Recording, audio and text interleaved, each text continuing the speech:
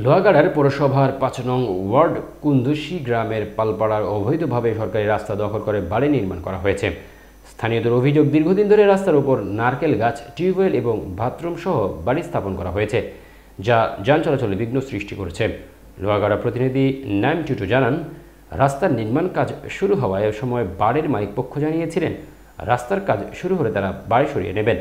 কিন্তু আজ ১০ বছর হলেও রাস্তা দখল করে ওই বাড়িগুলি দাঁড়িয়ে আছে এবং রাস্তার প্রস্থ কমে যাওয়ায় চলাচলের সমস্যা হচ্ছে। এলাকাবাসী বারবার অভিযোগ করার পরও মালিক পক্ষের কোনো সুনির্দিষ্ট পদক্ষেপ গ্রহণ করা হয়নি।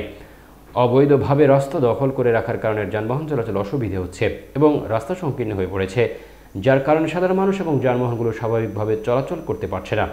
এ ব্যাপারে স্থানীয়রা ইউনো সরকারি ভূমি কমিশনার ও পৌর মেয়র প্রশাসনের কাছে দ্রুত পদক্ষেপ নেওয়ার দাবি জানিয়েছেন। তাদের দাবি, অবৈধ দখলদারদের উচ্ছেদ করে সরকারি রাস্তা উন্মুক্ত করতে হবে।